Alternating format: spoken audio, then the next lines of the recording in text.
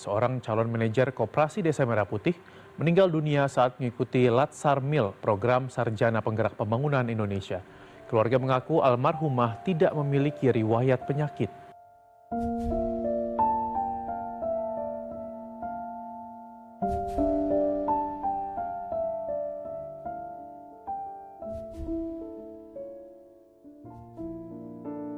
Sebelum memulai video ini, mari kita menghening cipta sejenak untuk mendoakan almarhumah peserta Latmil Koperasi Desa Merah Putih.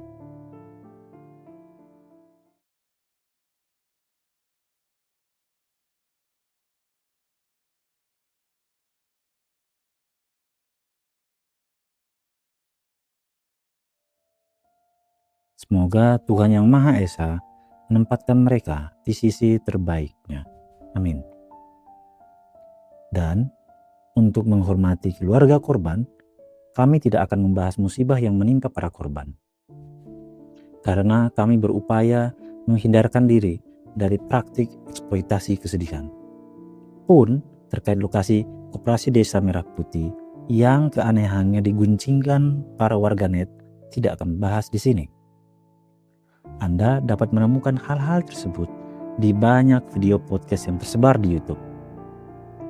Hari ini, kami akan ajak Anda bertamu ke dalam ruangan lain yang lebih gelap, namun sangat beraroma.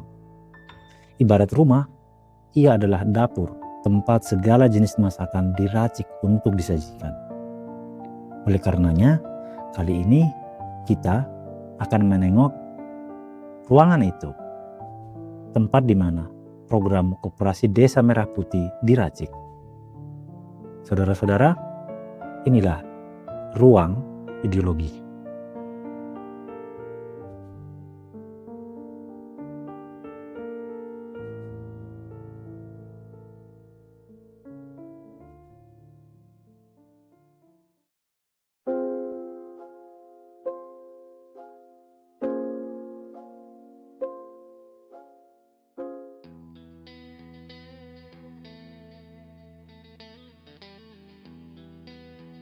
Sejarah koperasi di Indonesia berakar pada semangat perlawanan terhadap kolonialisme. Muhammad Hatta, sang bapak koperasi Indonesia, membayangkan koperasi sebagai gerakan bottom up, yaitu gerakan yang muncul dari bawah, yang tumbuh organik dari kesadaran kolektif kaum tertindas untuk melawan monopoli kapitalis besar. Koperasi dalam khazanah sosialis demokratis awal Indonesia adalah alat perjuangan kelas ekonomi bawah. Namun, di tangan rezim saat ini, koperasi model Bung Hatta mengalami perubahan yang mendasar. Koperasi tidak lagi lahir dari diskursus di surau-surau desa atau rapat-rapat kelompok tani, melainkan ia lahir dari meja birokrasi pusat. Program Koperasi Desa Merah Putih hadir sebagai mega proyek ekonomi perdesaan paling ambisius di era pemerintahan Presiden Prabowo Subianto. Diluncurkan melalui Instruksi Presiden Nomor 9 Tahun 2025 dan diakselerasi secara masif sepanjang tahun 2026, agenda ini menargetkan pendirian puluhan ribu unit koperasi di seluruh pelosok Indonesia. Secara permukaan, narasi resmi negara mengemas Koperasi Desa Merah Putih sebagai kebangkitan ekonomi Pancasila, sebuah perwujudan luhur dari Pasal 33 Undang-Undang Dasar 1945 untuk membebaskan petani dan pelaku usaha mikro dari jerat tengkulak. Namun, di balik jargon-jargon populis tentang swasembada, kedaulatan pangan, dan ekonomi kerakyatan, terdapat realitas struktural yang jauh lebih kompleks. Yoshihara Kunio, seorang pakar studi Asia Tenggara asal Jepang, melalui bukunya mengenai kapitalisme semu Asia Tenggara yang terbit pada 1980-an, menggambarkan relasi kuasa dalam kapitalisme negara. Bagi Kunio, intervensi negara yang berlebihan, alih-alih melahirkan aktor ekonomi yang mandiri dan kompetitif, justru memicu lahirnya para pemburu rente, kapitalis birokrat, dan ketergantungan teknologi yang akut. Dalam pengkhidmatannya di Center for Shortest Asian Studies atau CSEAS Kyoto University, Kunio kemudian membagi pertumbuhan ekonomi menjadi dua kutub. Kutub pertama adalah kutub kapitalisme yang dinamis atau kapitalisme yang asli, dan kutub yang kedua adalah kutub kapitalisme semu. Kapitalisme sejati, seperti yang tumbuh di Barat atau Jepang pasca restorasi Meiji, tegak di atas dua pilar utama, yaitu kemampuan teknologi mandiri dan burjuasi yang efisien. Masyarakat ekonomi kapitalis bagi Kunio adalah masyarakat yang mampu menciptakan barang modal, berinovasi pada mesin, dan menguasai ilmu pengetahuan terapan, bukan sekedar menjadi operator atau ciptaan bangsa lain. Sedangkan kelas pengusahanya lahir dari kompetisi pasar karena keunggulan manajemen, inovasi produk, dan efisiensi biaya. Sebaliknya, Asia Tenggara melahirkan kapitalisme semu. Sistem ini dicirikan oleh pertumbuhan ekonomi yang tampak megah secara statistik, namun rapuh di bawah permukaan karena disokong oleh intervensi negara yang distortif. Kunio mengidentifikasi beberapa aktor utama dalam ekosistem semu ini. Pertama, pemburu rente, yakni pengusaha yang mengakumulasi kekayaan bukan dengan memproduksi nilai tambah di pasar bebas, melainkan dengan memanipulasi kebijakan, mendapatkan lisensi eksklusif, proteksi tarif, atau akses kredit murah dari bank pemerintah.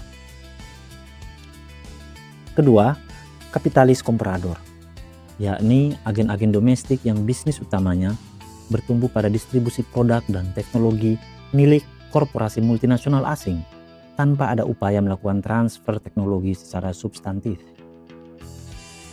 Dalam megaproyek Koperasi Desa Merah Putih, salah satu titik paling krusial adalah mekanisme pembiayaannya. Pada tahun 2025, program ini mengandalkan saldo anggaran lebih sebesar 16 triliun rupiah melalui PMK nomor 63 tahun 2025. Memasuki tahun 2026, polanya bergeser secara struktural melalui PMK nomor 15 tahun 2026 yang mengintegrasikan pembiayaan fisik dengan pemotongan otomatis atau intercept dana transfer daerah, khususnya dana desa. Ini adalah bentuk korporatisasi desa yang dipaksakan melalui instrumen keuangan kapitalistik, di mana target kuantitatif dipatok secara kaku, yakni mencapai 40.000 unit Koperasi Desa Merah Putih pada akhir tahun 2026 dan dipantau ketat melalui platform digital seperti Simkopdes. Tesis Kunio mengenai rent seeking atau pemburu rente berbunyi bahwa di mana ada lokasi dana negara dalam skala masif yang didistribusikan secara cepat, di sana akan terjadi antrean para pemburu rente. Pembangunan fisik puluhan ribu gerai dan pergudangan Koperasi Desa Merah Putih di seluruh Indonesia memerlukan vendor konstruksi, penyuplai bahan bangunan, dan penyedia sistem teknologi informasi dalam jumlah raksasa. Dengan menggunakan kacamata Kunio, kita bisa melihat potensi munculnya jaringan kontraktor dan pengusaha lokal yang seringkali memiliki kedekatan dengan elit birokrasi di tingkat daerah maupun pusat yang berebut mendapatkan proyek pengadaan fisik Koperasi Desa Merah Putih. Keuntungan yang mereka dapatkan bukan lahir dari kompetisi pasar yang efisien, melainkan dari kedekatan akses terhadap proyek penunjukan pengadaan negara. Selain itu, koperasi kehilangan sifat sukarelanya dan berubah menjadi unit administratif negara. Ini merupakan bentuk komodifikasi kelembagaan oleh negara. Masyarakat desa dikolektifkan secara paksa berdasarkan basis domisili KTP. Dalam logika kritis, keanggotaan otomatis ini bukanlah wujud solidaritas organik, melainkan pengorganisasian mekanis demi memenuhi target indikator kerja utama atau KPI birokrat di Jakarta. Rakyat desa tidak diposisikan sebagai subjek aktif yang merumuskan kebutuhan ekonominya sendiri, melainkan sebagai objek penerima manfaat yang harus tunduk pada standarisasi, fasilitas, dan regulasi pusat. Modal awal Koperasi Desa Merah Putih yang mencapai 3 miliar per unit sendiri bukanlah hibah, melainkan pinjaman dengan bunga yang disalurkan melalui perbankan plat merah atau bank himbara. Dengan mengikat cicilan modal tersebut pada dana desa, dana alokasi umum, dan dana bagi hasil, negara sebenarnya sedang melakukan pemindahan risiko finansial ke pundak masyarakat lokal. Jika unit bisnis Koperasi Desa Merah Putih gagal di pasaran, artinya sebuah keniscayaan yang sering menimpa proyek top-down karena salah urus atau ketidaksesuaian potensi lokal, maka anggaran desa yang seharusnya digunakan untuk layanan publik dasar seperti kesehatan, pendidikan anak usia dini, dan sanitasi akan otomatis terpotong untuk membayar utang bank. Risiko finansial tersebut tidak ditanggung oleh para arsitek kebijakan di pusat, melainkan dibebankan langsung pada pemotongan dana desa. Dana publik yang seharusnya dialokasikan untuk penanganan tengkes seperti stunting, perbaikan sanitasi, atau pembangunan jalan usaha tani tersedot secara otomatis untuk membayar cicilan fasilitas komersial yang dipaksakan. Ini adalah relasi kapitalisme semu yang eksploitatif, di mana keuntungan proyek fisik dinikmati di awal oleh para pemburu rente pengadaan, sedangkan risiko kerugian jangka panjangnya dinasionalisasi atau didesakan kepada anggaran publik masyarakat desa. Ini adalah eksploitasi terselubung, di mana ruang fiskal publik desa digadaikan demi membiayai infrastruktur komersial yang dipaksakan dari pusat.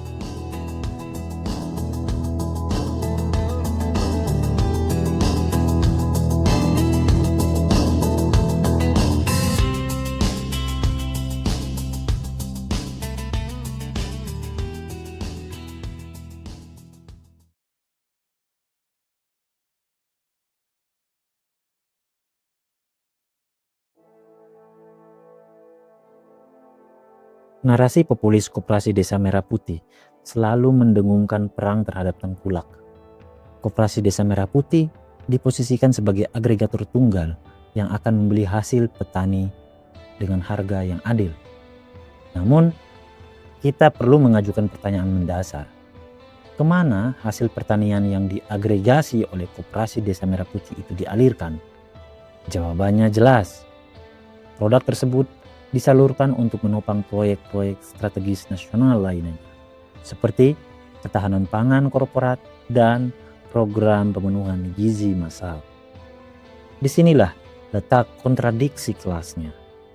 Koperasi Desa Merah Putih tidak mengubah relasi produksi di pedesaan. Petani tetap menjadi pemilik lahan kecil yang rentan atau bahkan buruh tani tanpa tanah. Koperasi Desa Merah Putih tidak melakukan reforma agraria sejati.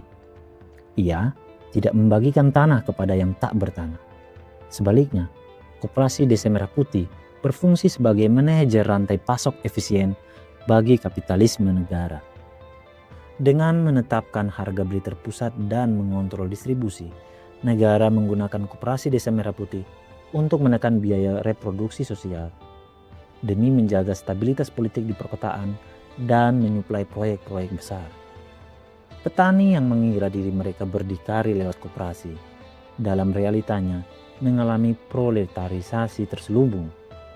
Mereka ditundukkan ke dalam disiplin kerja dan standarisasi mutu yang rigid demi kepentingan akumulasi kapital sekte birokrasi, bukan demi peningkatan kedaulatan ekonomi mereka sendiri. Selain itu, Yoshihara Kunio menekankan bahwa kapitalisme semu membutuhkan burjuasi domestik yang memiliki relasi dengan pemegang kekuasaan untuk memuluskan langkah-langkahnya dalam mengakumulasi kapital. Bagaimana program Koperasi Desa Merah Putih memandang faktor manusia ini? Pemerintah menyadari kelemahan manajerial di tingkat desa dan mengatasinya dengan menyelenggarakan pelatihan manajerial massal secara terpusat. Namun, dalam perspektif sosialisme kritis dan teori Kunio, kompetensi kewirausahaan tidak dapat diproduksi secara instan melalui diklat kilat berbasis kurikulum birokrasi. Pelatihan massal yang diselenggarakan pemerintah berisiko melahirkan kelas baru di pedesaan, yakni birokrat kapitalis kecil. Para pengelola yang ditunjuk seringkali bukan dipilih berdasarkan rekam jejak kewirausahaan organik mereka di desa, melainkan karena kedekatan patronase dengan kepala desa atau perangkat birokrasi daerah. Mereka mengelola koperasi bukan dengan mentalitas pengusaha yang adaptif terhadap fluktuasi pasar, melainkan dengan mentalitas pegawai administrasi yang sibuk menyusun laporan SPJ atau surat pertanggungjawaban demi menyenangkan pengawas dari kementerian. Akibatnya, ketika dihadapkan pada persaingan real dengan pedagang tradisional atau jaringan retail swasta yang sudah efisien, unit Koperasi Desa Merah Putih akan lumpuh karena kekakuan birokratisnya. Mereka hanya bisa bertahan jika negara terus-menerus menyuntikkan subsidi atau memberikan hak monopoli paksa di tingkat lokal. Gejala lain yang memicu alarm kritis dari organisasi sipil seperti Yayasan Lembaga Bantuan Hukum Indonesia adalah keterlibatan aparat keamanan dan elemen non-sipil dalam akselerasi pembangunan fisik serta pengawasan rantai pasok Koperasi Desa Merah Putih. Penggunaan instrumen koersif seperti pemaksaan negara dalam ruang ekonomi publik adalah tanda dari otoritarianisme birokratik. Ketika aparatur pertahanan atau keamanan dilibatkan untuk mengamankan distribusi pangan atau memantau jalannya koperasi, esensi demokrasi ekonomi langsung lenyap. Padahal, koperasi sejati mengandalkan kontrol sosial yang demokratis oleh anggotanya sendiri. Ketika pengawasan digantikan oleh bayang-bayang aparat, yang tercipta bukan kesadaran kolektif, melainkan kepatuhan karena rasa takut. Pengamanan rantai pasok ini seringkali berujung pada kriminalisasi praktik ekonomi informal masyarakat lokal yang dianggap mengganggu monopoli distribusi yang dipegang oleh Koperasi Desa Merah Putih. Padahal, koperasi merupakan salah satu jalan terbaik menuju pembebasan ekonomi, asal syarat dasarnya dipenuhi, yakni kembalikan kedaulatan ke tangan rakyat. Untuk mengubah Koperasi Desa Merah Putih dari instrumen kontrol negara menjadi wadah emansipasi sejati, diperlukan transformasi radikal pada beberapa aspek. Pertama, yaitu dekonsentrasi kekuasaan, yakni penghentian pemberian standarisasi kaku dari pusat dengan memberikan hak penuh kepada komunitas desa untuk menentukan jenis usaha, metode tata kelola, dan pemanfaatan keuntungan sesuai karakteristik ekologis dan sosial mereka sendiri. Kedua, penyucian dana desa, yakni membatalkan skema interset, pemotongan dana desa untuk utang komersil. Anggaran desa harus tetap bersifat publik dan tidak boleh disandra oleh risiko bisnis perbankan. Jika negara ingin membantu permodalan, berikan dalam bentuk hibah langsung sebagai kompensasi atas ketimpangan pembangunan historis antara desa dan kota. Reforma agraria sebagai pondasi. Koperasi tidak akan pernah mensejahterakan jika ketimpangan kepemilikan tanah masih langgeng. Koperasi Desa Merah Putih harus berjalan beriringan dengan pendistribusian aset tanah kepada kaum tani miskin, sehingga koperasi benar-benar mengonsolidasikan kekuatan para pemilik produksi, bukan mengonsolidasikan buruh yang tereksploitasi.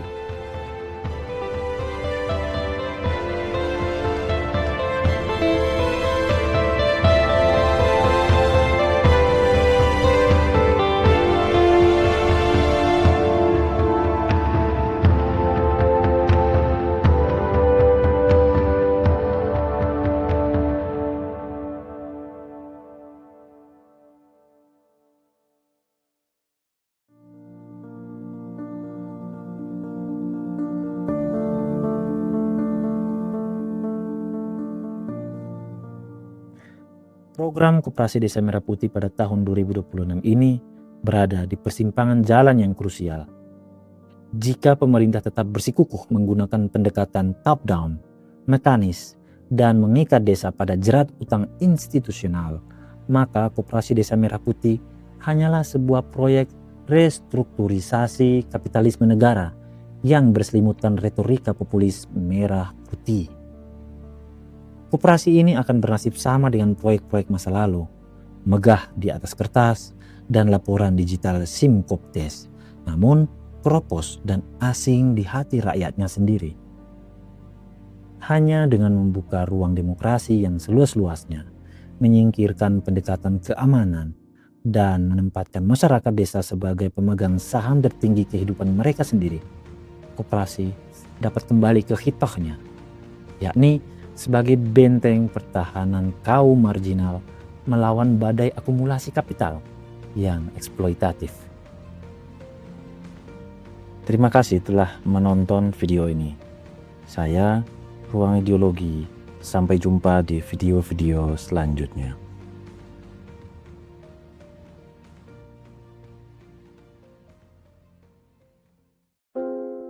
Jika kamu ingin ikut andil dalam mengembangkan pengetahuan melalui channel ini, silahkan klik link Saweria pada kolom deskripsi. Terima kasih telah menonton video ini. Tinggalkan jejakmu dengan like dan subscribe. Sampai jumpa di video berikutnya. Tabit.